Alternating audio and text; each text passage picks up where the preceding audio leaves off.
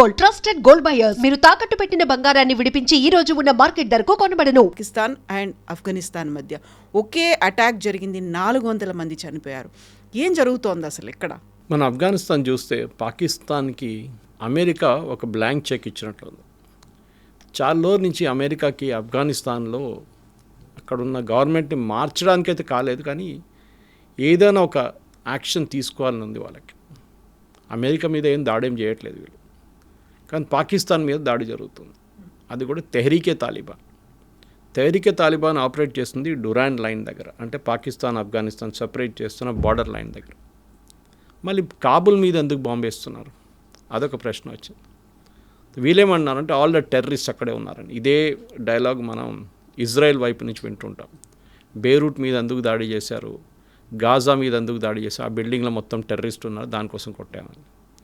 ఇప్పుడు కొట్టింది ఒక డీ అడిక్షన్ సెంటర్ని కొట్టారు. ఆఫ్ఘనిస్తాన్లో మనకు తెలిసిందే drugs is a major problem. అక్కడ ఓపియం కల్టివేషన్ చాలా ఎక్కువ ఉంది. సో డ్రగ్స్ చాలా పెద్ద ఇష్యూ అక్కడ చాలా స్ట్రిక్ట్ రూల్స్ కూడా ఉంది. ఎవరినైనా డ్రగ్స్తో పట్టుకుంటే అంతే సంగతి వాళ్ళది.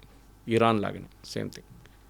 కానీ ఇప్పుడు జరుగుతున్న ఈ బాంబింగ్ క్యాంపెయిన్లో మీరు ఒక మార్పు చూస్తున్నారు. అంటే ముందు బార్డర్ ఏరియాస్లో క్లాషెస్ ఉండే, పాకిస్తాన్ వైపు దాడి చేయడము, పాకిస్తాన్ నుంచి ఎయిర్ ఫోర్స్ వచ్చి బార్డర్ ఏరియాస్ దగ్గర తెహ్రీకే తాలిబాన్ క్యాంపులు కొట్టడం మొదలుపెట్టారు. దాని తర్వాత వారు బాగారం ఎయిర్ ఫోర్స్ బేస్ మీద కొట్టారు మొన్న. ఇప్పుడు కాబుల్ మీద చేస్తున్నారు. దీనికి సంకేతం ఒకటే సింపుల్, ఏంటంటే అమెరికా అక్కడ కూడా ఒక రెజీమ్ చేంజ్ ట్రై చేస్తున్నారా. కానీ మనకి ఆఫ్ఘనిస్తాన్ హిస్టరీ చూస్తే ఇది సాధ్యం కాదు. అంతే ఈజీగా వాళ్ళు లొంగిపోరు, అసలు లొంగిపోరు, ఛాన్సే లేదు. ఎందుకంటే మన హిస్టరీ చూస్తే ఆఫ్ఘనిస్తాన్ రీసెంట్ హిస్టరీ చూద్దాం, ఎక్కువ 16th 17th సెంచరీ వెళ్ళక్కర్లేదు. సోవియట్స్ ఆఫ్ఘనిస్తాన్కి వచ్చినప్పుడు అప్పుడు అక్కడ వాళ్ళని వ్యతిరేకించడానికి రిలీజియస్ స్కూల్, పాకిస్తాన్లో ఉన్న రిలీజియస్ స్కూల్స్ నుంచి వచ్చిన అబ్బాయిలు వాళ్ళని తాలిబాన్ అని చెప్పి వాళ్ళని ఆఫ్ఘనిస్తాన్ వైపు పంపించారు. ఆయుధాలు ఇచ్చి ట్రైనింగ్ ఇచ్చి. పాకిస్తాన్లో ఐఎస్ఐ వాళ్ళు చేశారు సిఐఏ సహాయంతో. వాళ్ళు పోరాటం చేశారు. సోవియట్స్ చాలామంది చనిపోయారు సోవియట్స్ వాళ్ళు. లాస్ట్లో సోవియట్స్ అక్కడి నుంచి పారిపోయారు. వాళ్ళు ఆయుధాలు తీసుకొని సిస్టమేటిక్గా వెళ్ళారు, అమెరికన్స్ వెళ్ళినట్లు కాదు. దాని తర్వాత అమెరికా వచ్చారు. అమెరికా పరిపాలించడం మొదలైనప్పుడు అప్పుడు అల్ఖైదా వచ్చేసి ఒసామా బిన్ లాడెన్, ఐమన్ అల్ జవారీ వీళ్ళందరూ. ఇప్పుడు అల్ఖైదా వీళ్ళ మీద దాడి చేయడం మొదలుపెట్టారు, అమెరికా నేటో ఫోర్సెస్ మీద. వీళ్ళు కూడా ఎక్కువ రోజు తట్టుకోలేకపోయారు. దాని తర్వాత వీరు కూడా అక్కడి నుంచి మొత్తం ఎక్విప్మెంట్ అక్కడ పడేసి పారిపోయారు రాత్రికి రాత్రి. బైడెన్ అడ్మినిస్ట్రేషన్లో, last administration. That was real insult అమెరికాకి, ఎందుకంటే వాళ్ళు ఎప్పుడు అనుకోలేదు ఇట్లా జరుగుతుంది అనేది. సో దానికి ఒక ప్రతీకారం తీసుకోవడానికి బహుశా ఇప్పుడు నడుస్తున్న ఒక స్ట్రాటజీ ఒకటి, అమెరికాకి బాగారం ఎయిర్ ఫోర్స్ బేస్ కావాలి. బాగ్రామ్ ఎయిర్ ఫోర్స్ బేస్ కావాలంటే డెఫినెట్ అక్కడ, ఎందుకంటే స్ట్రాటజికలీ చైనా దగ్గర అది. ఆ బేస్ వాళ్ళ దగ్గర ఉంటే అక్కడి నుంచి వాళ్ళకి చైనాలో వాళ్ళ మీద నిఘా పెట్టుకోవడానికి, అక్కడి నుంచి రికానసెన్స్ ఫ్లైట్ చేయడానికి, అక్కడి నుంచి రష్యా మీద కూడా నిఘా, అక్కడ ఒక కన్ను పెట్టుకోవడానికి పనికొస్తుంది. కానీ వీళ్ళు అడిగారు, మీకు గుర్తుంటుంది, ఒక 4 నెలల ముందంతా అడిగారు ఒఫిషియల్లీ, యూఎస్ మాకు ఆ బేస్ కావాలన్నారు, ఇవ్వని చెప్పాం. లీజ్లో అడిగారు వాళ్ళు. ఇట్లాంటి బేస్ చాలా ఉన్నాయి వాళ్ళ దగ్గర. సౌదీ అరేబియాలో ఉంది, కువైట్లో ఉంది, ఖతార్లో ఉంది. ఇక్కడ కూడా ఒక బేస్ పెట్టుకుందామని, కానీ అంగీకరించలేదు. తాలిబాన్ అన్నారు no, we will not give.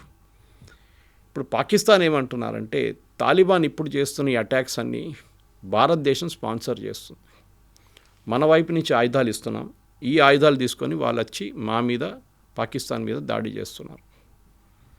Pakistan field marshal Asim Munir కూడా మేము వీళ్ళని కంప్లీట్గా వైపౌట్ చేస్తూ ఉంటున్నాం, అది సాధ్యం కాదు. ఇప్పుడు జరిగిన అటాక్ తర్వాత కూడా చూడండి కవిత గారు, ఒక రాబోతున్న ఇంపాక్ట్. వీళ్ళ దగ్గర ఎయిర్ ఫోర్స్ లేదు, వీళ్ళ దగ్గర నేవీ లేదు. Afghanistan is a land lock country, navy అక్కర్లేదు వాళ్ళకి. ఎయిర్ ఫోర్స్ అనేది చాలా బేసిక్ ఉండే, అది కూడా ఇప్పుడు ఎక్కువ లేదు. వీళ్ళ దగ్గర మిసైల్స్ ఉన్నాయి, వీళ్ళ దగ్గర డ్రోన్స్ ఉండొచ్చు బహుశా. అండ్ వీళ్ళ దగ్గర అన్నిటికంటే ఇంపార్టెంట్, వీళ్ళ దగ్గర చాలా బ్యాటిల్ హార్డెండ్ అంటాం మన ఇంగ్లీష్లో. ఎన్నో సంవత్సరాలు సోవియట్స్ వ్యతిరేకంగా, నేటో ఫోర్సెస్ వ్యతిరేకంగా పోరాడిన ఫైటర్స్ ఉన్నారు వీళ్ళ దగ్గర. ఒక టైంలో వీళ్ళు అల్ఖైదా బేస్గా ఉన్నారు, తర్వాత తాలిబాన్గా వచ్చారు. ఇప్పుడు ముందు దానికన్నా ముందు తాలిబాన్గా ఉండే. సో వాళ్ళ దగ్గర ఉన్న మెయిన్ ఫైటింగ్ ఫ్యాక్టర్ ఏంటంటే వాళ్ళు ఏ సర్కమ్స్టాన్స్ వచ్చినా వీళ్ళు ఎవరు వచ్చినా కానీ వాళ్ళ వ్యతిరేకంగా పోరాడతారు. ఇప్పుడు పాకిస్తాన్ వచ్చి ఈ దాడులు చేస్తున్నప్పుడు వీళ్ళ రియాక్షన్ ఏముండబోతుందని వాళ్ళ మీడియాలో మనం చూసాం. వాళ్ళు చాలా క్లియర్గా చెప్పారు, Pakistan will regret what they did. అంటే వీళ్ళ దగ్గర ఏముంది మనం చూద్దాం. వీళ్ళ దగ్గర ఉన్న అన్నిటికంటే ఏంటంటే సూసైడ్ బాంబింగ్. మీరు చూడండి, నెక్స్ట్ 2-3 డేస్లో పాకిస్తాన్ చాలా హై లెవెల్ ఆఫ్ సెక్యూరిటీలో ఉన్నారు, అలర్ట్లో ఉన్నారు. అప్పుడు కూడా పాకిస్తాన్లో ఐదర్ ఆర్మీ క్యాంప్స్ ఆర్ మస్జిద్లు లేకుంటే క్రౌడెడ్ మార్కెట్ ప్లేస్లో వీళ్ళు దాడి చేస్తారు. అందులో రంజాన్ సీజన్ ఇది. దీనికన్నా ముందు కూడా చేశారు వాళ్ళు. 20 మంది 25 మంది చనిపోయిన కేసెస్ ఉన్నాయి అక్కడ. సో వీళ్ళ స్ట్రెంగ్త్ ఇది. సో వాళ్ళ స్ట్రెంగ్త్ వాడుకుంటారు, వాళ్ళు తప్పేం లేదు దాంట్లో. As a guerrilla force technically మీరు అదే చేస్తారు. దాని తర్వాత వీళ్ళు ఇంకా చేయగలిసిన చాలా ఉన్నాయి. ఒకటి, వీళ్ళకి ఒకసారి డ్రోన్స్ వచ్చిందనుకోండి, వీళ్ళ చేతికి డ్రోన్స్ అయితే చాలా ఈజీగా దొరుకుతుంది ఇప్పుడు. అది మీకు చైనా వైపు నుంచి వస్తుంది, కానీ చైనా వాళ్ళకి ఇవ్వరు, ఎందుకంటే పాకిస్తాన్ చైనా బాయ్. మిగతా ఎవరైనా తజికిస్తాన్ వైపు పెద్దగా ఫ్యాక్టరీ ఉంది, రష్యాకి సప్లై చేస్తారు వాళ్ళు ఇస్తే తెలియదు, అది కూడా ఉండొచ్చు. రష్యా ఆఫ్ఘనిస్తాన్ ఆర్మీని డ్రోన్స్ ఇచ్చి వాళ్ళకి హెల్ప్ చేస్తే, వాళ్ళకి సహాయం చేస్తే హిస్టరీ మళ్ళీ రిపీట్ అవుతుంది అది. ఎందుకంటే అటువైపు వాళ్ళ ఐడియా ఏంటంటే పాకిస్తాన్ అనేది ఒక యుఎస్ బేస్, వాళ్ళని కొట్టాల్సింది మనం. ఇది వాళ్ళు ట్రై చేస్తున్నారు. సో ఇప్పుడు ఎందుకంటే ఈ F-16 ఇచ్చినప్పుడు కూడా కవిత గారు, ఈ ఎయిర్క్రాఫ్ట్ ఇప్పుడు బాంబ్ చేస్తున్న ఎయిర్క్రాఫ్ట్ ఇచ్చినప్పుడు కూడా యుఎస్ ఏమన్నారంటే ఆ టైంలో, you should never use this against India. మీరు ఓన్లీ ఈ F-16 వాడాల్సింది అగెయిన్స్ట్ టెర్రరిస్ట్. కానీ మన వైపు కూడా వీళ్ళు ఆపరేషన్ సింధూర్ టైంలో కూడా F-16s వాడారు. ఇప్పుడు రీసెంట్లీ ఒక 6 నెలల ముందు అమెరికా ఒక కొత్త ఎక్స్పాన్షన్ అంటే అప్గ్రేడేషన్ ప్లాన్ రివీల్ చేశారు ఈ F-16స్కి. కొత్త రాడార్ సిస్టమ్స్, కొత్త మిసైల్స్, కొత్త ఏవియానిక్స్, యాజ్ గుడ్ యాజ్ కొత్త ఎయిర్క్రాఫ్ట్ లాగా చేయడానికి ఇప్పుడున్న ఎగ్జిస్టింగ్ పాకిస్తాన్ F-16లో. ఎందుకంటే చాలా టైంలో ఒక 3 సంవత్సరాల ముందు వీళ్ళు మొత్తం బ్యాన్ చేసేవారు, పాకిస్తాన్కి ఏం ఎక్స్పోర్ట్స్ చేయకూడదు అని చెప్పేసి, యూఎస్ నుంచి ఏ డిఫెన్స్ ఎక్విప్మెంట్ పాకిస్తాన్కి ఇవ్వకూడదని. ఇప్పుడు ఆ రూల్ మార్చేశారు ట్రంప్ వచ్చిన తర్వాత. బహుశా దాని నుంచే వీళ్ళు కొత్త అటాక్స్ ఇప్పుడు చేస్తున్నారు. కానీ మన వైపు నుంచి మనం ఏమైనా సహాయం చేస్తుంటా తెలియదు, ఏదైనా జరగవచ్చు రేపు. కానీ ఒక్కసారి వీళ్ళ దగ్గర మిసైల్స్ అండ్ డ్రోన్స్ వస్తే వీళ్ళు పాకిస్తాన్ మీద విపరీతమైన దాడి చేస్తారు, దాంట్లో డౌట్ లేదు. మనకేం కావాలి యాజ్ ఎ నేషన్, మనం డెఫినెట్గా మన మీద వీళ్ళు కాశ్మీర్లో చేస్తున్న దాడులు పాకిస్తాన్, అదే దాడులు ఇప్పుడు ఆఫ్ఘనిస్తాన్ అంటే తాలిబాన్, తెహ్రీకే తాలిబాన్ పాకిస్తాన్ మీద చేస్తున్నారు. కానీ ఇప్పుడు ఏడుస్తున్నారు పాకిస్తాన్, ఇండియా ఆయుధాలు ఇస్తున్నాయి, ఇండియా టెర్రరిస్ట్ని పంపిస్తున్నారు. మీరేం చేస్తున్నారండి కాశ్మీర్లో? మీరు కూడా అదే పని చేస్తున్నారు కదా. సో మీకు ఇప్పుడు ఇంగ్లీష్లో చెప్తారు, taste of your own medicine అంటారు, మీకు అదే వచ్చింది. సో ఇండియా డెఫినెట్గా, ఇండియాకు ఒక స్ట్రాటజిక్ మూవ్ ఉంది. ఎందుకంటే అటు పక్కన జస్ట్ 100-200 కిలోమీటర్స్ అవే అక్కడ ఇంకా పెద్ద గొడవ నడుస్తుంది. స్ట్రేట్ ఆఫ్ హోర్మోజ్ కానీ మిగతా ఆప్షన్స్ కానీ, అక్కడ ఇరాన్, యుఎస్, ఇజ్రాయెల్ గొడవ నడుస్తుంది. అక్కడ చాలా మలుపులు తిరుగుతున్నాయి. ఇదందరూ మర్చిపోయారు దీని గురించి. కానీ ఒకసారి ఇది ఇష్యూ సాల్వ్ అయిపోతే, Iran issue, Afghanistan Pakistan issue అనేది ఇంకా చాలా సంవత్సరాలు నడుస్తుంది, ఇది ఇప్పుడు ఆగదు. ఏదో పీస్ టాక్స్ అన్నారు, నడిమిట్లో పీస్ టాక్స్ చేశారు, సౌదీ అరేబియా పిలిపించారు, ఖత్తర్ వాళ్ళు పిలిపించారు, కానీ ఎక్కువ రోజులు ఈ ఆఫ్ఘాన్స్ వినరు, ఎవరిని వినరు. మనం వాళ్ళకి చాలా సహాయం చేశాం. మీకు గుర్తుంటుంది, ఒక పెద్ద హాస్పిటల్ కట్టాం మనం కాబూల్లో, ఇందిరాగాంధీ హాస్పిటల్. ఇప్పుడు మనకు రోడ్స్ వేస్తున్నాం, ఇప్పుడు కూడా దీనికన్నా ముందు కూడా చేస్తుండే. వాళ్ళ హైవేస్ ఇంప్రూవ్ చేస్తున్నాం, వాళ్ళ ఇన్ఫ్రాస్ట్రక్చర్ ఇంప్రూవ్ చేస్తున్నాం, వాళ్ళకి డ్యామ్ కడుతున్నాం, పవర్ ప్లాంట్లు కడుతున్నాం. కానీ పాకిస్తాన్కి ఇదేం నచ్చట్లేదు.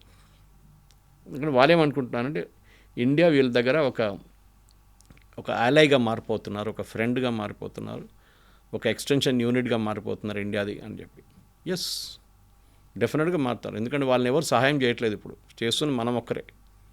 పాకిస్తాన్ చేస్తే కూడా వాళ్ళు అంగీకరిస్తారు, పాకిస్తాన్ చేయట్లేదు, ఎందుకంటే యూఎస్ చేయనియరు. ఈ పరిస్థితి ఉంది ఆఫ్ఘనిస్తాన్. ఇప్పుడైతే స్టేటస్కో ఉంది. బహుశా నెక్స్ట్ 3-4 రోజులు ఏదైనా పెద్ద 2-3 అటాక్లు జరగవచ్చు పాకిస్తాన్లో.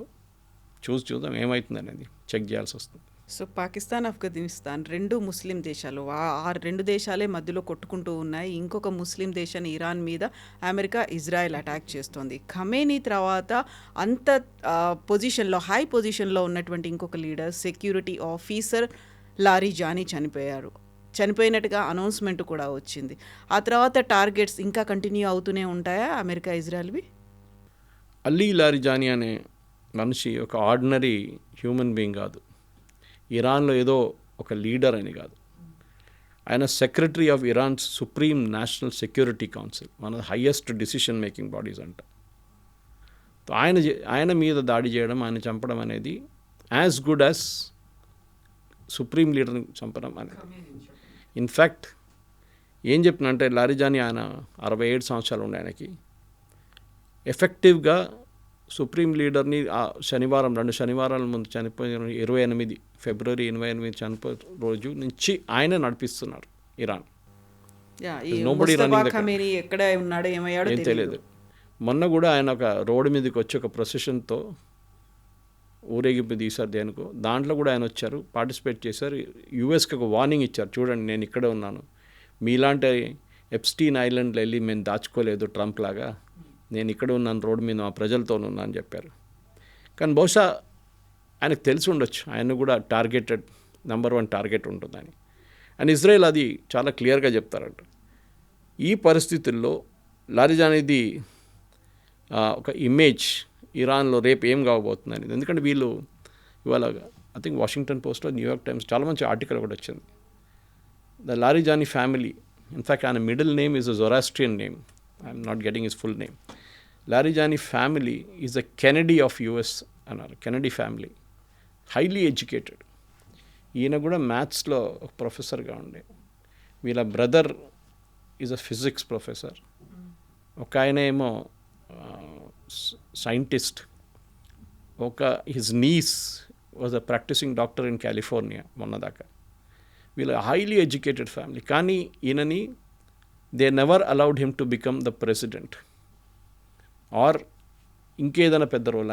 ఆయన స్పీకర్గా ఉన్నారు, ఇరాన్ నేషనల్ అసెంబ్లీలో స్పీకర్గా ఉన్నారు ఆయన, కరెక్ట్.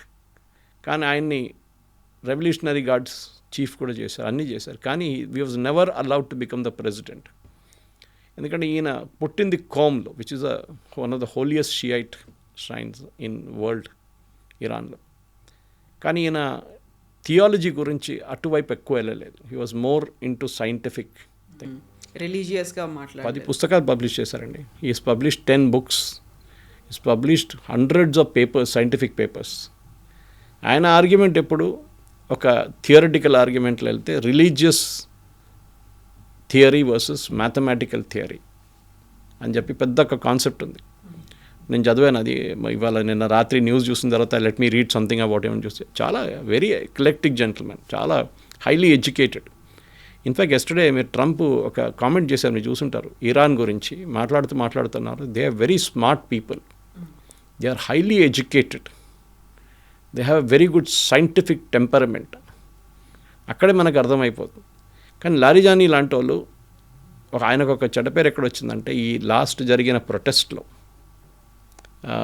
ఆల్మోస్ట్ 2,000 నుంచి 3,000 అంటున్నారు. కానీ ఒఫిషియల్ ఫిగర్స్, అది యాక్చువల్ ఫిగర్స్ 10,000 మంది దాకా చనిపోయారు ఫైరింగ్లో అని చెప్పి. అది మెయిన్గా చేపించిన మనిషి లారిజానీ. దానికోసం ఇజ్రాయెల్ నిన్న స్టేట్మెంట్ రిలీజ్ చేసినప్పుడు కూడా అదే అన్నారు, ద గ్యాంగ్ మొత్తం మేము డిస్ట్రాయ్ చేసేసాం, స్లాటర్ చేసిన మనుషులు వీళ్ళు, మనుషులు కాదు వీళ్ళు అని. అట్లాంటి మనిషి మేము చంపేసామని నిన్న సాయంత్రమే ఇజ్రాయెల్ అనౌన్స్ చేశారు. ఇవాళ పొద్దున ఇరాన్ వైపు నుంచి కూడా కన్ఫర్మేషన్ వచ్చేసి, అది కాకుండా వాళ్ళ బసీజ్ ఫోర్స్ కమాండర్ని కూడా చంపేశారు. ఇప్పుడు ఇరాన్లో ఏం జరగబోతుంది, ఎందుకంటే ఒక పవర్ వ్యాక్యూమ్ వచ్చేసింది ఇప్పుడు. ఈ లారిజానీ అనే మనిషి ఈవెన్ ఖమేనీ బతుకున్నప్పుడు కూడా, ప్రీవియస్ సుప్రీం లీడర్, ఆయన 86 సంవత్సరాలు ఉండే. సో ఆయన మెంటల్ ఫ్యాకల్టీ అంత పవర్ఫుల్ లేకుండే, లిటరలీ ఈయన మేనేజ్ చేస్తుండని. మొన్న ఒక ఇన్సిడెంట్ జరిగింది, was hearing it on CNN అనుకుంటాను. ఇరాన్ ఫారిన్ మినిస్టర్ దగ్గర స్టీవ్ విట్కాఫ్ అని చెప్పి అమెరికా ఎన్వాయ్ ఒకరు ఉన్నారు. ఆయనకి ఎక్కడ గొడవ నడిస్తే ట్రంప్ అక్కడ పంపిస్తారు. ఇరానియన్ ఫారిన్ మినిస్టర్ మాట్లాడడానికి ఆయన ఫోన్ చేశారంట, వాళ్ళ ఆఫీస్కి ఫోన్ చేస్తే, కొంచెం టైం ఇవ్వండి మేము చెక్ చేసి విల్ కాల్ యూ బ్యాక్ అన్నారంట విట్కాఫ్ దగ్గర. ది ఫారెన్ మినిస్టర్ ఏం చేశారు, ఆయన వాళ్ళ ప్రెసిడెంట్కి ఫోన్ చేశారు, పెజిక్షాన్. ఫోన్ చేసి ఇట్లా స్టీవ్ విట్కాఫ్ ఫోన్ చేస్తున్నారు, వాట్ షుడ్ ఐ డూ అన్నారు. ఆయన ఇమ్మీడియట్గా అన్నారు, చెక్ విత్ లారిజానీ. అంత రిలయబుల్గా ఉన్నారు. పవర్ సెంటర్, ప్రెసిడెంట్ కూడా పవర్ లేదు, it's Larijani who's running the government, ఆయన దగ్గర కనుక్కోండి ఏం చేయాలని. He will either tell you can go ahead and talk, or he will tell you to just forget, మర్చిపోండి, ఏం మాట్లాడకండి అని చెప్తారు. అంత పవర్ఫుల్ మనిషి ఉండే. సో మనం యుద్ధం అని మాట్లాడుతున్నప్పుడు, కానీ మనం ఇప్పుడు ఏం చూసామంటే వాళ్ళ టాప్ లీడర్షిప్ని తీసేసిన తర్వాత కూడా వాళ్ళు సర్వైవ్ అయ్యారు. ఎట్లా సర్వైవ్ అయ్యారు అదో కూడా క్వశ్చన్ వస్తుంది. Why was Larijani not in that meeting? ఆ రోజు అందరు కమాండర్స్ ఉన్నప్పుడు ఈయన ఎక్కడ పోయిండు? ఖమనీ, ఇప్పుడున్న సుప్రీం లీడర్ ముజ్తబా ఖమనీ, ఆయనకి ఏదో గాయాలు ఆయన బయటకు వచ్చిండు అని. నిన్న అఫీషియల్ స్టేట్మెంట్ ఏంటంటే he went out for a walk 5 minutes before the bombing. How comfortable, చాలా కంఫర్టబుల్ కదా. 5 నిమిషాల ముందు, బాంబింగ్ జరిగే 5 నిమిషాల ముందు ఆయన ఆ బిల్డింగ్ నుంచి బయటికి వెళ్ళారంట. ఈ ముజ్తబా ఖమీనీ అని ఆయన మనిషికి ఒక పాత హిస్టరీ ఒకటి ఉంది, చాలామంది మర్చిపోతున్నారు. ఆయన లేట్గా పెళ్లి చేసుకున్నాడు, పిల్లలు కనలేదు ఆయనకి. సో ట్రీట్మెంట్ కోసం ఆయన వాళ్ళ వైఫ్ లండన్కి వెళ్తుండే. ఆలోచించండి, sworn enemy. Okay, Khomeini time నుంచి రిలేషన్స్ అసలు యుఎస్తోని కానీ మిగతా నేటో అలయన్స్తో రిలేషన్స్ బాగాలేదు. ముజ్తబా ఖమీనీ ట్రీట్మెంట్కి వెళ్ళింది లండన్లో. అందులో ముజ్తబా ఖమీనీకి లండన్లో 9 లావిష్ విల్లాలు ఉన్నాయి, చాలా లగ్జరియస్ విల్లాలు. అక్కడ నెలల పాటు అక్కడ ఉన్నారు ట్రీట్మెంట్ కోసం. ఫస్ట్ టైం ఏం కాలేదు, సెకండ్ టైం వెళ్ళినప్పుడు బాబు పుట్టారు ట్రీట్మెంట్ తర్వాత. దాని తర్వాత 2 పిల్లలు ఇంకా పుట్టారు. ఇప్పుడు అందరు ఏమంటున్నారంటే ఈయనని బ్రిటిష్ MI6 వాళ్ళు ఇన్ఫిల్ట్రేట్ చేసుకున్నారు ఈయన కొన్ని హ్యాబిట్స్ ఉండే. అది నిన్న ట్రంప్ చెప్పారు, మొన్న చెప్పారు రాత్రి. ఆయనకు ఒక సెక్యూరిటీ బ్రీఫింగ్లో చెప్పారంటే దట్ హీఈస్ అన్ హోమోసెక్షువల్ అని. ఆయన ట్యూటర్తోనే ఒక రిలేషన్షిప్ ఉండే ఆయనకి అని చెప్పేసి. అది ఖమేనీ ఎప్పుడు డినై చేయలేదు. సీనియర్ ఖమేనీ చనిపోయిన ఆయన రాసి పెట్టినంట, ఏ పరిస్థితుల్లోనా కానీ నేను చనిపోతే ఈయనని సుప్రీం లీడర్ చేయకూడదు మీరని రాసి పెట్టేళ్ళారు. బట్ ఇవన్నీ కూడా ఒక అమెరికన్ మీడియా దగ్గర నుంచి బయటకు వస్తున్నాయి కదా. అఫీషియల్గా ఇరాన్ అఫీషియల్ ఎప్పుడు చెప్పరు కదా, ఎప్పుడు చెప్పరు. కానీ మీరు కనెక్ట్ ద డాట్స్ అంటాం మన ఇంగ్లీష్లో. బాంబింగ్ జరిగిన రోజు కమాండర్స్ మీటింగ్ నడుస్తుంది, అందరు సీనియర్ కమాండర్స్ ఉన్నారు 40 మంది. Head of that is Larijani, ఆయన అక్కడ లేరు. ఈ ఖమేనీ సుప్రీం లీడర్ పక్కన ఉన్న మనిషి ఎప్పుడు ఈస్ ఇస్ సన్ ముజ్తబా. ఆయన 5 నిమిషాల ముందు వాక్కి వెళ్ళిండంట బయటికి. సో బహుశా ఎవరికో తెలుసు జరగబోతుంది అనేది.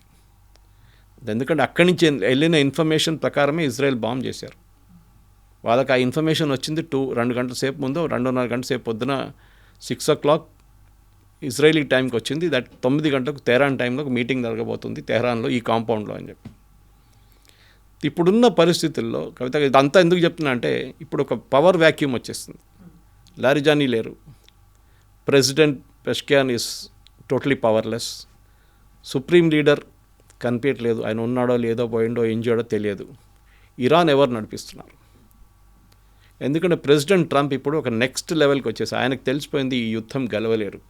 కానీ వెళ్తూ నేను కొన్ని పనులు చేసిపోతాను. ఒకటి మెయిన్గా స్ట్రెయిట్ ఆఫ్ హార్మూజ్ ఓపెన్ చేయాలి.